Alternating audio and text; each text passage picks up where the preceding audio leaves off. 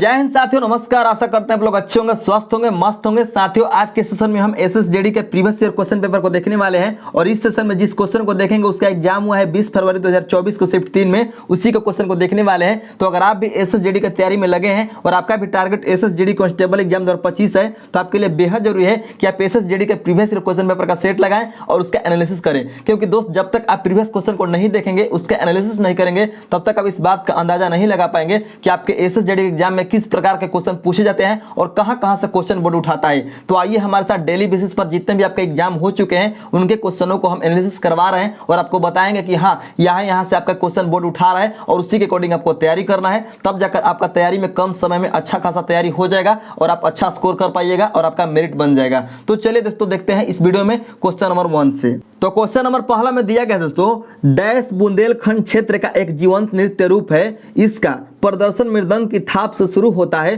तथा धीरे धीरे गद्य और काव्यात्मक संवादों के साथ गति पकड़ता है। यानी क्वेश्चन ये कह रहा है कि कौन सा नृत्य बुंदेलखंड क्षेत्र का एक जीवंत नृत्य रूप है। इसका प्रदर्शन मृदंग की थाप से शुरू होता है तथा धीरे धीरे गद्य और काव्यात्मक संवादों के साथ गति पकड़ता है। तो आपका राइट आंसर हो जाएगा राय नृत्य, यानी ऑप्शन नंबर 3 आपका राइट आंसर हो जाएगा। यहाँ पर हो जाएगा आपका कि राय नृत्य जो कि उत्तर प्रदेश के बुंदेलखंड क्षेत्र का एक जीवंत नृत्य रूप है और इसका प्रदर्शन जो है मृदंग की थाप से शुरू होता है तथा धीरे धीरे गद्य और काव्यात्मक संवादों के साथ गति पकड़ता है। तो आपका राइट आंसर हो गया ऑप्शन नंबर 3। नेक्स्ट आपका 2 नंबर क्वेश्चन, और 2 नंबर क्वेश्चन में दिया गया दोस्तों, गौतम बुद्ध के संबंध में निम्नलिखित में से कौन सा कथन सही है। गौतम बुद्ध के संबंध में कौन सा कथन सही है। और आपका पहला नंबर कथन में दिया गया दोस्तों, बौद्ध धर्म के संस्थापक सिद्धार्थ का जन्म लगभग 2500 वर्ष पहले हुआ था, जिन्हें गौतम के नाम से भी जाना जाता है। तो ये जो आपका कथन है दोस्तों, ये बिल्कुल सही है। आपको हम बताना चाहेंगे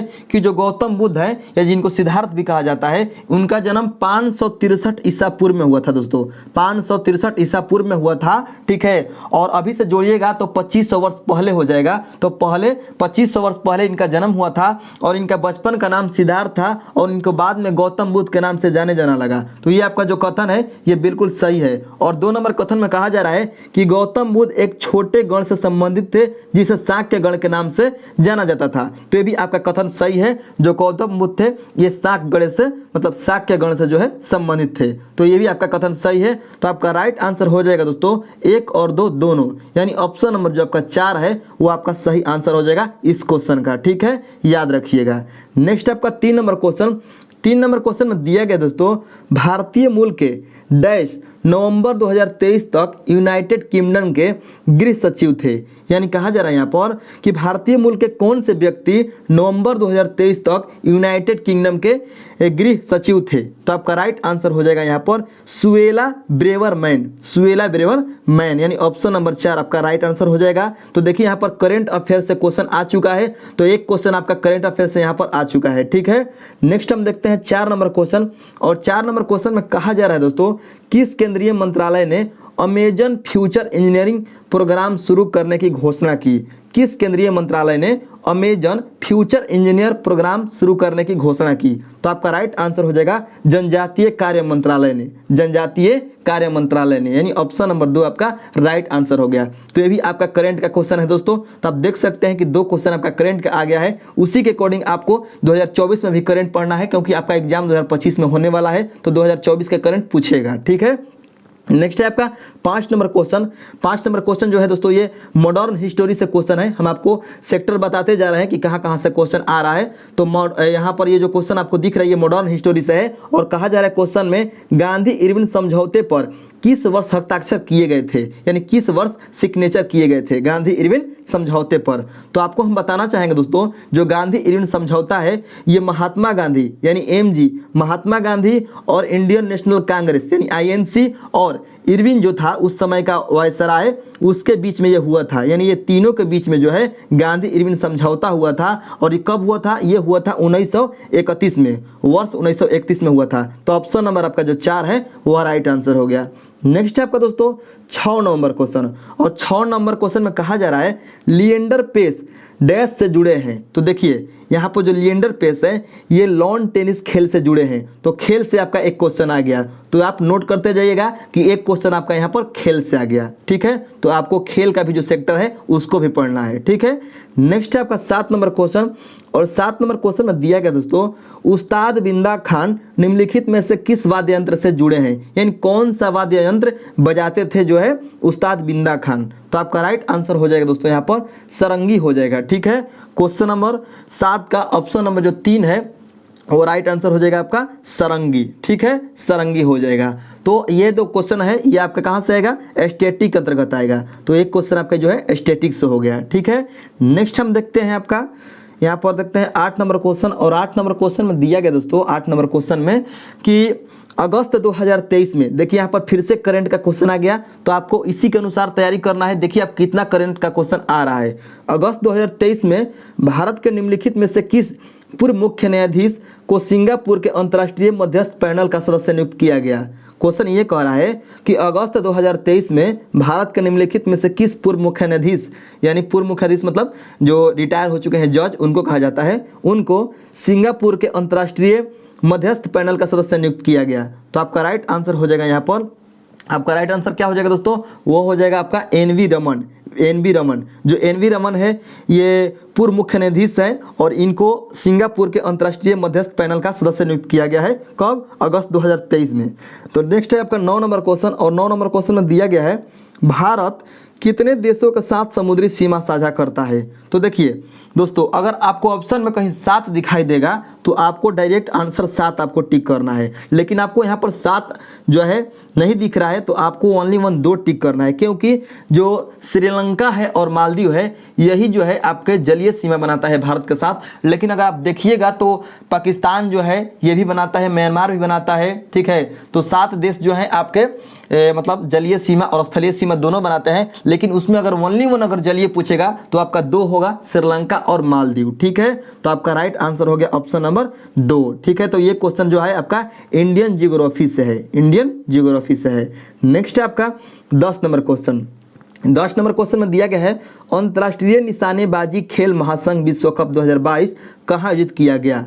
अंतर्राष्ट्रीय निशानेबाजी खेल महासंघ विश्व कप 2022 कहाँ पर आयोजित किया गया। तो आपका राइट आंसर हो जाएगा यहाँ पर काहिरा के मिस्र में। ठीक है, यानी काहिरा मिस्र में, मिस्र की राजधानी क्या है यहाँ पर, काहिरा है, तो काहिरा में मतलब जो है आयोजित किया गया था। तो ऑप्शन नंबर 1 आपका राइट आंसर हो गया। नेक्स्ट आपका यहाँ पर 11 नंबर क्वेश्चन, हरित क्रांति ने भारत की निम्नलिखित आयातों पर निर्भरता कम करने में महत्वपूर्ण भूमिका निभाई। तो आपका राइट आंसर हो जाएगा यहाँ पर ऑप्शन नंबर 2 अनाज, यानी हरित क्रांति ने भारत की अनाज आयातों पर निर्भरता कम करने में महत्वपूर्ण भूमिका निभाई। तो ऑप्शन नंबर आपका जो है 2 राइट आंसर हो जाएगा। और ये क्वेश्चन है आपके मतलब जो आपका ये क्वेश्चन है इकोनॉमिक के अंतर्गत आएगा। ठीक है, तो आप देख सकते हैं इकोनॉमिक्स से भी आपके क्वेश्चन आ रहा है। नेक्स्ट है आपका यहाँ पर 12 नंबर क्वेश्चन, और 12 नंबर क्वेश्चन जो है ये स्टैटिक जीके का क्वेश्चन है, ये स्टैटिक से है। ठीक है, स्टैटिक का है, और क्वेश्चन ये कह रहा है कि मैसूरू दशहरा भारतीय राज्य डैश में एक भव्य उत्सव है जिसमें शाही जुलूस, सांस्कृतिक कार्यक्रम और सुसज्जित हाथियों का प्रदर्शन शामिल होता है। तो आपका राइट आंसर हो जाएगा यहाँ पर, आपका राइट आंसर हो जाएगा क्या दोस्तों, हो जाएगा कर्नाटक। ठीक है, जो मैसूरू दशहरा है ये भारतीय राज्य कर्नाटक में एक भव्य उत्सव है जिसमें शाही जुलूस, सांस्कृतिक कार्यक्रम और सुसज्जित हाथियों का प्रदर्शन शामिल होता है। तो ऑप्शन नंबर 2 इस क्वेश्चन का राइट आंसर हो गया। नेक्स्ट है आपका 13 नंबर क्वेश्चन, ध्वनि प्रदूषण किस इकाई में मापा जाता है। तो ध्वनि प्रदूषण मापा जाता है दोस्तों, आपको हम बता दें 13 नंबर क्वेश्चन का आंसर हो जाएगा डेसिबल में। ध्वनि प्रदूषण डेसिबल में मापा जाता है। ठीक है, नेक्स्ट है आपका यहाँ पर 14 नंबर क्वेश्चन, और 13 नंबर क्वेश्चन आपका फिजिक्स से था। 14 नंबर क्वेश्चन में कहा जा रहा है दोस्तों कि 14 नंबर क्वेश्चन में कि भारत की निम्नलिखित में से किस पंचवर्षीय योजना के अंत में देश में 5 IIT स्थापित किए गए। तो आपका राइट आंसर हो जाएगा पहली पंचवर्षीय योजना के अंत में। पहली पंचवर्षीय योजना कब से कब था दोस्तों, तो ये था वर्ष 1951 से 1956 तक चला था पहली पंचवर्षीय योजना, और इसके अंत में जो है देश में 5 IIT स्थापित किए गए थे। तो याद रखिएगा IIT कानपुर, IIT खड़गपुर और IIT बम्बई और IIT दिल्ली और IIT कानपुर। ठीक है, तो ये 5 IIT जो है पहली पंचवर्षीय योजना के दौरान उसके अंत में जो है स्थापित किए गए थे। तो ये क्वेश्चन आपका मतलब जो है इकोनॉमिक्स के अंतर्गत आएगा, ठीक है। तो 2 क्वेश्चन आपके यहाँ पर इकोनॉमिक्स से आ चुके हैं।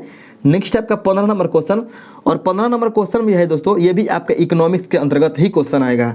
तो कहा जा रहा है मूल्य ह्रास के संबंध में निम्नलिखित में से कौन सा कथन सही है। और आपका पहला कथन कह रहा है दोस्तों, मूल्य ह्रास को अस्थायी परिसंपत्तियों के उपयोगी जीवन के दौरान टूट फूट के कारण होने वाली हानि को मूल्य ह्रास कहा जाता है। तो ये आपका कथन सही है। 2 नंबर कथन में कहा जा रहा है मूल्य ह्रास में अप्रत्याशित या आकस्मिक होने वाली क्षति को ध्यान में नहीं रखा जाता है। तो ये भी आपका कथन जो है ये सही है। तो आपका राइट आंसर हो जाएगा ऑप्शन नंबर यहाँ पर हो जाएगा 2, यानी 1 और 2 दोनों सही है। नेक्स्ट आपका क्वेश्चन नंबर 16 है। क्वेश्चन नंबर 16 में दिया गया है मेजबान राज्य के कितने शहर राष्ट्रीय खेल 2023 की मेजबानी करेंगे। तो ये आपका करंट का क्वेश्चन है, ठीक है, करंट का क्वेश्चन है। तो आपका राइट आंसर हो जाएगा यहाँ पर 5 शहर, ठीक है। नेक्स्ट आपका 17 नंबर क्वेश्चन, और 17 नंबर क्वेश्चन में दिया गया दोस्तों संविधान विभिन्न तरीकों से सरकार की शक्ति को सीमित करता है। सरकार की शक्ति को सीमित करने का सबसे सामान्य तरीका कुछ डैश निर्दिष्ट करना है जो हम सभी नागरिकों के पास हैं और जिनका उल्लंघन करने की अनुमति किसी भी सरकार को नहीं दी जा सकती है। तो आपका राइट आंसर हो जाएगा मौलिक अधिकार, यानी ऑप्शन नंबर आपका 1 राइट आंसर हो जाएगा। तब जाकर ये आपका वाक्य पूर्ण हो जाएगा, यानी जो आपका कहा जा रहा है यहाँ पर कि संविधान विभिन्न तरीकों से सरकार की शक्ति को सीमित करता है। सरकार की शक्ति को सीमित करने का सबसे सामान्य तरीका कुछ मौलिक अधिकार निर्दिष्ट करना है जो हमें सभी नागरिकों के पास है, यानी हम सभी नागरिकों के पास मौलिक अधिकार है और जिनका उल्लंघन करने की अनुमति किसी भी सरकार को नहीं दी जा सकती है, ठीक है। तो भारतीय संविधान हमको 6 प्रकार का जो है मौलिक अधिकार प्राप्त करवाती है, ठीक है। तो इसको हम आगे वीडियो में बताएंगे। तो ये जो क्वेश्चन है आपका पॉलिटी से है, ठीक है, पॉलिटी से क्वेश्चन है। नेक्स्ट हम देखते हैं यहाँ पर आपका 18 नंबर क्वेश्चन, और 18 नंबर क्वेश्चन जो है फिर से यहाँ पर खेल से आ चुका है आपका क्वेश्चन। एक क्वेश्चन आपको हम बताए थे खेल से आया था, और ये भी क्वेश्चन आपका खेल से है। ओलंपिक टेबल टेनिस स्पर्धा में यदि 10-10 अंक 10-10 से बराबर हो तो खिलाड़ी को खेल जीतने के लिए कितने अंक की बढ़त के लिए प्रयास करना होगा। तो आपका राइट आंसर हो जाएगा 2 अंक के बढ़त के लिए प्रयास करना होगा, ठीक है। नेक्स्ट आपका 19 नंबर क्वेश्चन, और 19 नंबर क्वेश्चन जो है जनगणना से आया हुआ है। जनगणना से आपका एक क्वेश्चन रहेगा ही रहेगा, तो इसलिए आपको जनगणना पढ़कर जाना है। अगर आपका 2011 का जनगणना है उसको पढ़कर जाना है, ठीक है। भारत की जनगणना 2011 के अनुसार निम्नलिखित में से किस राज्य या केंद्र शासित प्रदेश में पुरुष साक्षरता दर सबसे अधिक है। तो आपका राइट आंसर हो जाएगा ऑप्शन नंबर 2 केरल में। केरल राज्य में पुरुष साक्षरता दर सबसे अधिक है। नेक्स्ट आपका 20 नंबर क्वेश्चन, और 20 नंबर क्वेश्चन में दिया गया दोस्तों अगस्त 2023 में, देखिए यहाँ पर फिर से करंट का क्वेश्चन आ गया। करंट अफेयर्स के लगभग 4 क्वेश्चन आ चुके हैं। अगस्त 2023 में केंद्र सरकार ने कैबिनेट सचिव राजीव गौबा को डैश विस्तार दिया है जिससे वह भारत के इतिहास में सबसे लंबे समय तक सेवा देने वाले कैबिनेट सचिव बन जाएंगे। तो आपका राइट आंसर हो जाएगा यहाँ पर 1 वर्ष, यानी 1 वर्ष बढ़ा दिया है, 1 वर्ष का विस्तार दिया है, ठीक है, जिससे वह भारत के इतिहास में सबसे लंबे समय तक सेवा देने वाले कैबिनेट सचिव बन जाएंगे। कौन? राजीव गौबा। तो ये 20 क्वेश्चन आपके जीके जीएस के थे जो कि आपको हमने बताया और उसका एनालिसिस किया। तो ये क्वेश्चन आपको कैसे लगे और कितना आप सही कर पाए हैं कमेंट में जरूर बताइएगा। मिलते हैं नेक्स्ट वीडियो के लिए, धन्यवाद।